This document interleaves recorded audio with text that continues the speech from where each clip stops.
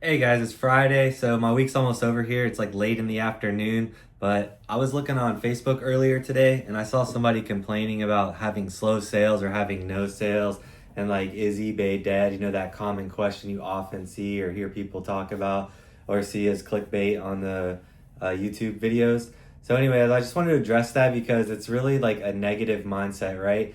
As I've grown this business over the years, whenever I have downtime and I have like a day or two in a row with zero sales, I take that time to like go back into my eBay. I'll look at my advertising. I'll consider running a sale, changing my prices, like lowering prices on items that have been listed like 60 or 90 plus days. I might run like a new advertising campaign. Anything I can do to like drive traffic to my store, I'll do stuff like that, make those little tweaks. And then on the flip side, I have all this extra time because if I'm not packaging and running to the post office, I haven't had any sales, so I'm not going anywhere.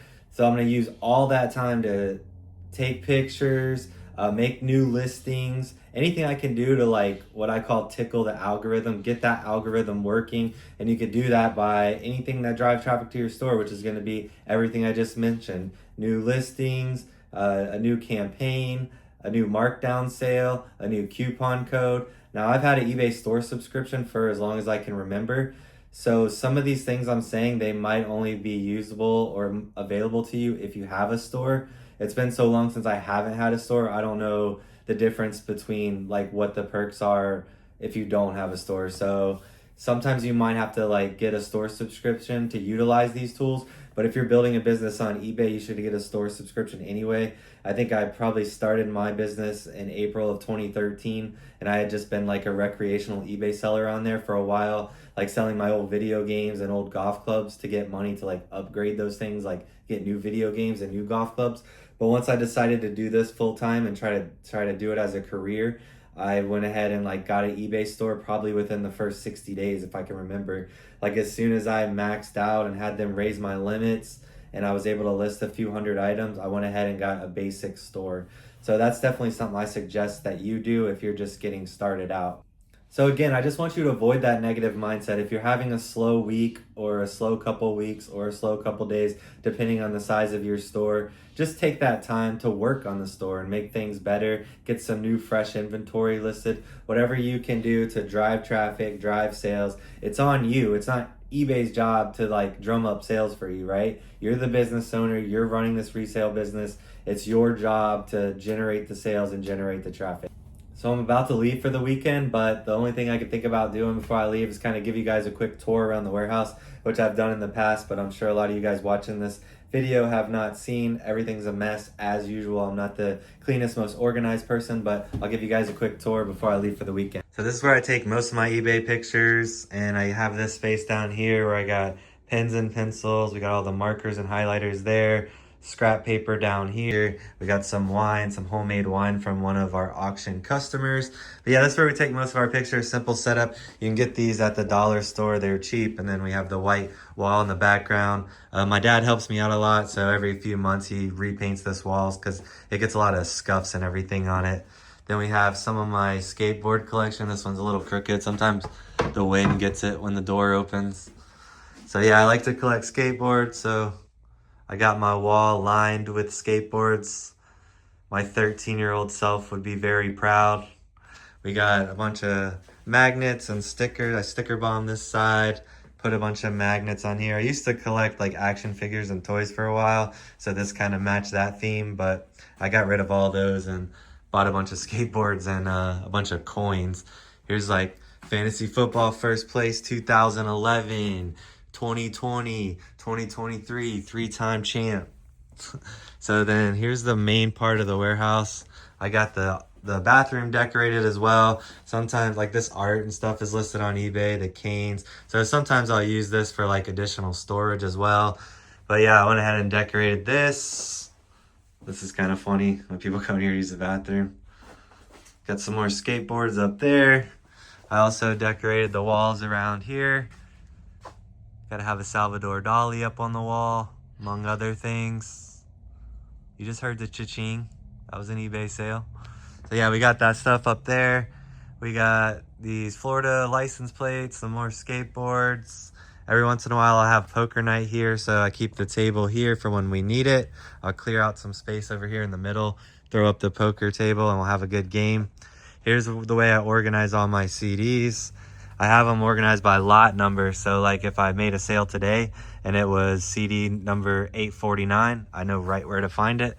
I have plenty of space for more CDs, and I have a lot more CDs to list. That was from a huge buyout I did. It was an estate, and I paid $3,000 for the whole house and got thousands upon thousands upon thousands of CDs. So if I remember, I'll drop the link to that video in the description below so you guys can check out that CD haul. So this table is stuff we're going to take pictures of next for eBay, and then I'll have my employee make the drafts. I have a shoe rack kind of hiding back there. All these shoes are listed. We got some Jordans and stuff like that. These couple shelves is like incoming stuff that I have to process.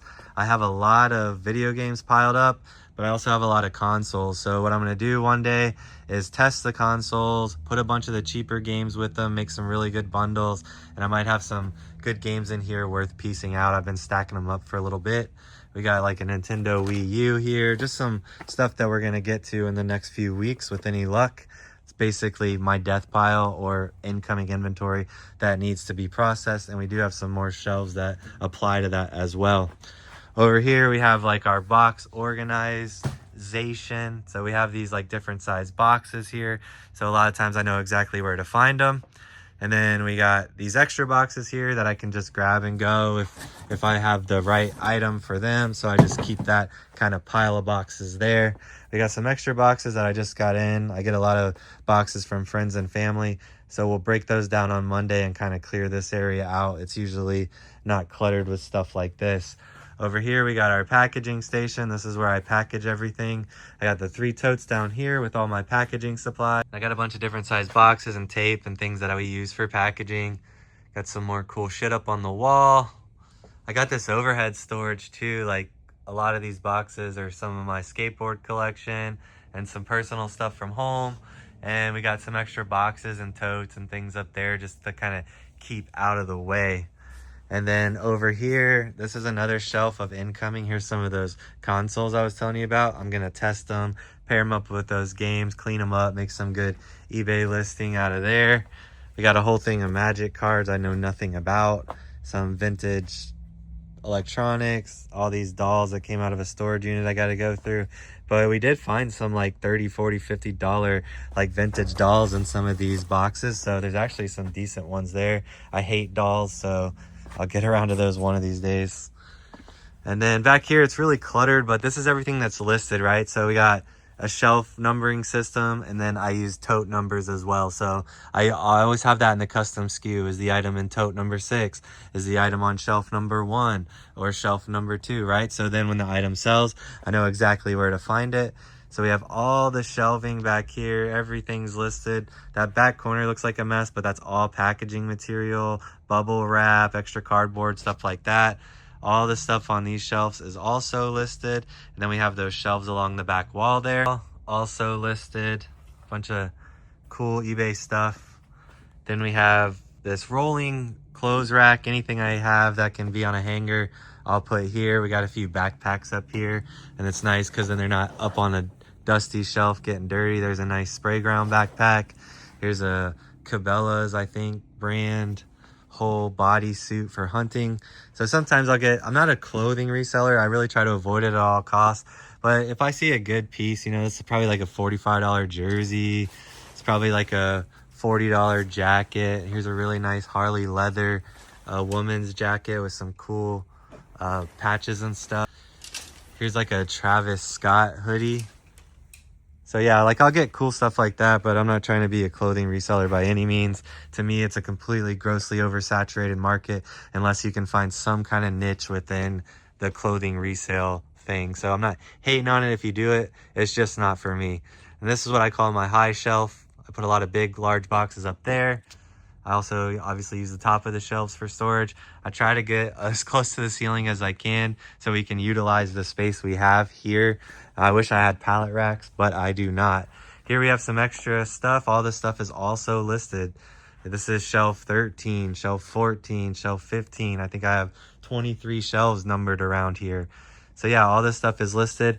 Down here is more like stuff that's incoming. So here, look at this. This is the rest of that CD haul, and I've sold so much of it. And those CDs are stacked from here to the back of the wall, I think 3 rows deep. And you can see how high they are. It takes up that whole shelf. I mean, there's thousands and thousands of CDs there.